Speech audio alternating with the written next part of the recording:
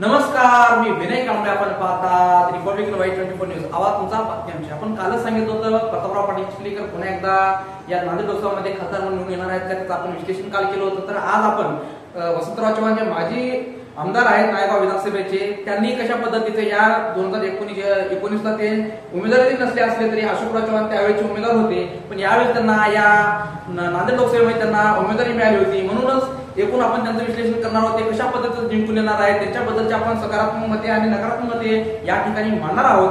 ते आपण बघूया की ते कशा पद्धतीने जिंकून येतात आणि त्यांचं काय विश्लेषण आहे. आपण एकूणच आपल्या रिपब्लिक Y24 चॅनलच्या माध्यमातून आपण मांडण्याचा प्रयत्न केला. तर आपण इतिहास बघायला झाला तर 1999 ते 2019 पर्यंत काँग्रेसचा इतिहास हा 3 वेळेस सत्ता काँग्रेसकडे होती. मुळामध्ये 2 वेळेस भास्करराव पाटील खतगावकर हे खासदार म्हणून या ठिकाणी नांदेड जिल्ह्यात राहिलेले आहेत, तर 2 वेळेस भारतीय जनता पार्टी या ठिकाणी निवडून आलेले आहेत. तर DB पाटील हे 1 वेळेस निवडून आले होते. त्यानंतर प्रतापराव पाटील यांनी देखील 2019 मध्ये विजयी या नांदेड लोकसभामध्ये निवडून गेले होते. म्हणूनच एकूणच हा जो बालकिल्ला नांदेडचा होता, काँग्रेसचा होता, म्हणून एक ओळख अशोकराव चव्हाणची होती. पण ते भाजपवर प्रवेश केल्यामुळे याचा मोठा फटका यावेळेस काँग्रेसला बसण्याची शक्यता आहे. तरीही काही कार्यकर्त्यांनी मोठ्या प्रमाणात या विधानसभेमध्ये या लोकसभेमध्ये एक बदल घडवण्याचा प्रयत्न या ठिकाणी केलेल्या लोकांमध्ये नाराजगी होती की आम्ही जे मते काँग्रेसला गेल्या वेळेस दिली होती ती मते आता भारतीय जनता पार्टीला जात असल्यामुळे आम्ही पोटतिडकीने आम्ही या काँग्रेसचं काम म्हणून महाविकास आघाडी म्हणजे अनेक पक्षामधले जे काही नेते आहेत, शिवसेना जे उद्धव ठाकरेचा गट आहे किंवा शरद पवारचे गट आहे, ते मोठ्या प्रमाणामध्ये या ठिकाणी मतदान केलेले वसंतराव चव्हाण यांना पाहायला मिळालेलं आहे. तर एकूणच आता आपण या ठिकाणी बघूया त्यांनी एक चांगले एक निष्ठ नेते म्हणून काँग्रेसची त्यांची ओळख आहे, म्हणून त्यांना एक उमेदवार कोणता मिळणार हे खूप जणांना एक लोकांमध्ये एक संभ्रम निर्माण होता की कोणाला याचं तिकीट यावेळेचं अशोकराव चव्हाण तिकडे गेल्यामुळे कोणाला तिकीट मिळेल हे एकूण त्यांचा लोकांमध्ये कल होता. मग त्यानंतर त्यांनी काँग्रेसचे एक निष्ठ नेते असल्यामुळे त्यांना उमेदवारी मिळाली. या ठिकाणी ते काँग्रेसचे नायगाव विधानसभेचे ते माजी आमदार आहेत. लोकांमध्ये त्यांच्याबद्दलचे आदर आहे. आपण अनेकदा लोकांकडून जेव्हा आपण रिपब्लिक Y24 चॅनलच्या माध्यमातून कोणाच्या हा कार्यक्रम जेव्हा आपण नायगाव विधानसभेमध्ये गेल्यानंतर लोकांना त्यांच्याबद्दल जे काही त्यांच्या भावना आहेत, त्यांचे काय चांगले व्यक्तिमत्व आहे, म्हणून त्यांनी अनेक लोकांनी त्यांच्याबद्दलची पसंती या ठिकाणी दाखवली होती आपल्या त्यावेळेची. आणि यावेळेस देखील 2019 मध्ये अशोकराव चव्हाण यांना काँग्रेसकडून 4,46,758 मते त्यावेळेस 2019 मध्ये मिळाली होती. तशाच पद्धतीची मते यावेळेस देखील वसंतराव चव्हाण यांना मिळणार का हे मात्र बघावं लागणार आहे 4 तारखेला. त्यानंतर आपण त्याचं विश्लेषण थोडक्यात आपण केलेलं आहे. तर एकूणच त्यांचे सकारात्मक जे मते आहेत वसंतराव चव्हाण यांना, तर अशोकराव चव्हाण भाजपमध्ये पक्ष प्रवेश केल्यामुळे कार्यकर्ते आणि जनतेमध्ये नाराजगी आहे. आता मी थोड्यापूर्वी सांगितल्याप्रमाणे की एक लोकांमध्ये एक चर्चा होती की अशोकराव चव्हाण भाजपमध्ये गेल्यामुळे मोठ्या प्रमाणात काँग्रेसला मोठ्या प्रमाणात फटका बसण्याची शक्यता आहे. त्यामुळे लोकांमध्ये नाराज होते की अशोकराव चव्हाण तिकडे गेले तर आम्ही कार्यकर्ते म्हणून कुठे न जाता आम्ही पक्षातल्या एकनिष्ठ असल्यामुळे आम्ही मोठ्या प्रमाणात स्वतःचे पैसे खर्च करून देखील आम्ही काम करू असं अनेक जणांनी सांगितलेलं आपल्याला या ठिकाणी सांगण्यात आलेलं आहे. आपण ते या ठिकाणी आपण ते मुद्दा नमूद केलेला आहे. दुसरं जे आहे, मुस्लिम समुदायाचे मोठ्या प्रमाणात या ठिकाणी या लोकसभेमध्ये वसंतराव चव्हाण यांना मते मिळालेले दिसून आलेले आहेत. आणि तसा एक अंदाज मोठ्या प्रमाणात वर्तवला जात आहे की मोठ्या प्रमाणात महिला देखील घराच्या बाहेर निघून या ठिकाणी काँग्रेसला मते दिलेले आहेत असं एकूणच अंदाज या ठिकाणी वर्तवण्यात येत आहे. त्यामुळं या मताचा मोठ्या प्रमाणात काँग्रेसला फायदा होणार आहे. त्यानंतर मराठा समाजातील काही मते मिळतील, कारण का मराठा आरक्षण चालू असल्यामुळे जे भारतीय जनता पार्टीवर काही मराठा समाजाचे नेते त्याच्यावरती नाराज होते. त्यामुळे मराठा आरक्षण मिळू शकलं नसल्यामुळे त्यांना या ठिकाणी याचा फायदा या ठिकाणी वसंतराव चव्हाण होण्याची शक्यता आहे. त्यानंतर महाविकास आघाडीतील कार्यकर्ते नेते यांनी जीवतोड मेहनत केलेली आहे यावेळेस, कारण उमेदवार कमी वेळ जरी मिळाला असला तर कारण का उमेदवार ठरवण्यातच काँग्रेसचा वेळ गेला. त्यानंतर ज्या पद्धतीने आपल्याला त्यांना कमीत कमी 8 दिवस तरी त्यांना नियोजन लागत नव्हतं. त्यामुळं त्यांनी ज्या पद्धतीचा प्रचार करायला पाहिजे त्या पद्धतीचा प्रचार जरी झाला नसेल तर पोटतिडकीने या जे काही ते काँग्रेसचे कार्यकर्ते नेते पदाधिकारी जेव्हा महाविकास आघाडीमध्ये जे काही नेते होते त्यांनी पोटतिडकीने या ठिकाणी या लोकसभेमध्ये वसंतराव चव्हाण यांचा प्रचार केलेला आहे. त्यानंतर अनेक जणांनी आजारी असतानाही मोठ्या प्रमाणात त्यांनी प्रचार केलेला आहे. म्हणजे की अनेक जागी सभा नांदेड लोकसभेमध्ये जेवढे विधानसभा होते त्या विधानसभेमध्ये जाऊन स्वतः उमेदवार म्हणून त्यांनी भाषण सभा देखील कव्हर केलेल्या आहे. कुठेही एकही दिवस आराम न करता त्यांनी पायाला भेंडी बांधून त्यांनी हे प्रचार केलेला आहे. त्यामुळे आजारी असताना देखील त्याची इच्छाशक्ती मोठ्या प्रमाणात असल्यामुळे त्यांना देखील लोकांना एक भावना त्यांच्या सहानुभूती होती की आजारी असताना देखील मोठ्या प्रमाणामध्ये हा प्रचार करत आहे म्हणून लोकांमध्ये त्यांच्याबद्दलच्या भावना चांगली सद्भावना त्यांच्यामध्ये होती. त्यानंतर नाना पटोले आणि इम्रान प्रतापगडी व महाविकास आघाडीतील नेत्यांचा प्रचार या ठिकाणी वसंतराव चव्हाण यांच्या प्रचारामध्ये येऊन या ठिकाणी सभा घेतलेली आहे. एकूणच वसंतराव चव्हाण यांचा सभा घेण्यासाठी जे काही मोठे नेते यायला पाहिजे ते मुळात आले नसल्यामुळे त्यांना जे राज्य लेवलचे जे काही पक्ष होते त्या पक्षातील जे राज्याचे जे काही नेते आहेत त्यांनी यावेळी त्यांचा वसंतराव चव्हाण यांचा प्रचार या ठिकाणी केलेला आहे.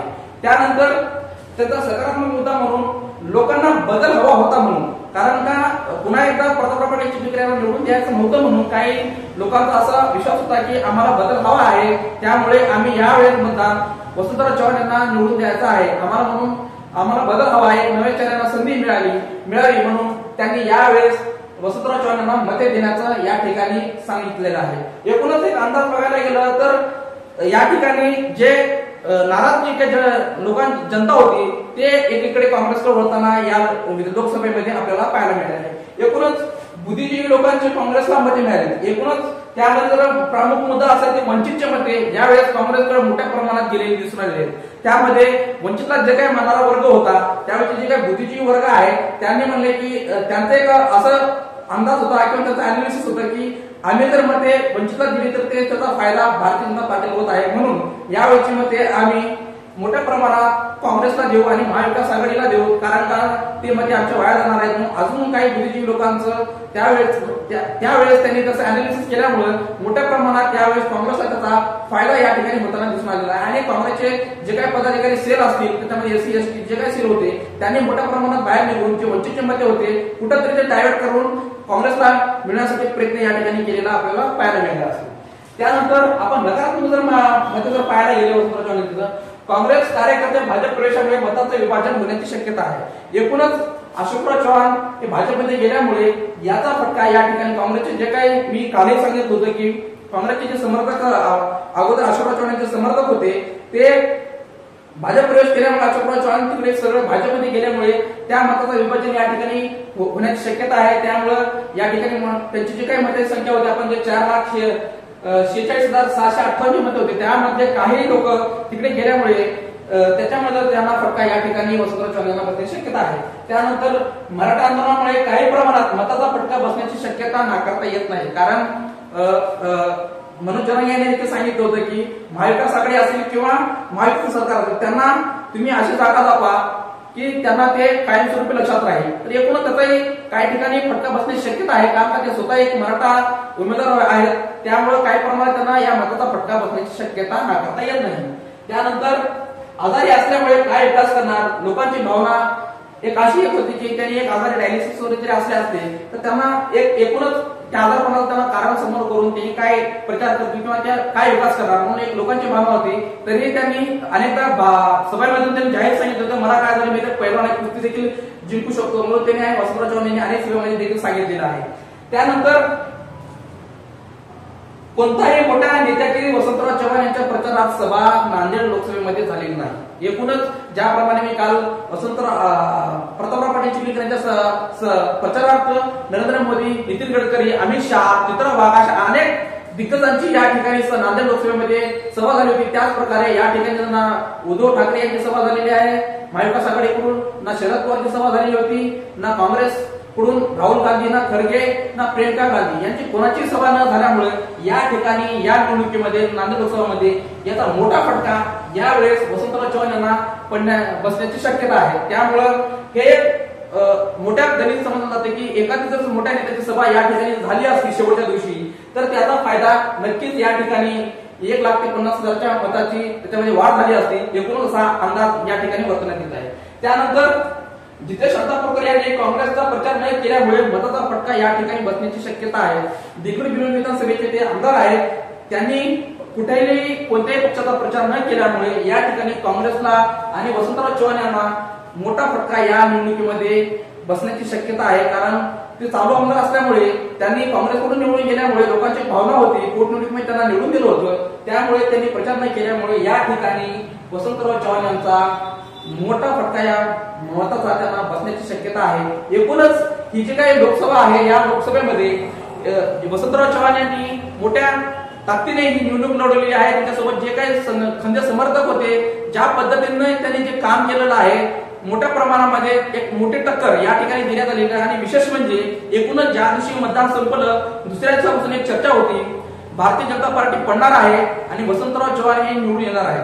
पण काही 2 दिवसापासून आता एक नवीन चर्चा एक्झिट पोलच्या नुसार प्रतापराव पाटील चिखलीकर निवडून येणार आहे अशी एक चर्चा येत आहे। आणि एकूणच जर पाहायला गेलं तर हे जे आपण हे सकारात्मक नकारात्मक मध्ये बघितले असेल तर शेतकऱ्यांचा काही मते इकडे वसंतराव चव्हाण यांना मिळण्याची शक्यता आहे। जे बेरोजगारी असेल किंवा एक पर्याय म्हणून दुसरा पर्याय, एक नवी संधी म्हणून, एक चेहरा हवा म्हणून, बदल हवा म्हणून, जे केंद्र सरकारवर जनता नाराज आहे, लोक नाराज आहेत, त्यामुळे या ठिकाणी त्याचा फायदा या ठिकाणी वसंतराव चव्हाण होण्याची शक्यता आहे। त्यामुळे येणाऱ्या 4 जूनला नेमकं काय घडणार आहे हे आपल्याला पाहावं लागणार आहे। एकूणच हे जे काही आम्ही जे मांडलेलं आहे, आपल्याला काय वाटतं ते आम्हाला नक्की सांगा। आणि आम्ही जे काही मते मांडलेली आहेत तुम्ही देखील त्यावरती तुमची जे काही मतं असतील आम्हाला नक्की कमेंट करून सांगा। लाईक करा, सबस्क्राईब करा आणि मोठ्या प्रमाणामध्ये आपल्या जे काही बातम्या आहेत तुम्हाला अपडेट मिळण्यासाठी आम्हाला सबस्क्राईब करून शेअर करायला विसरू नका। धन्यवाद।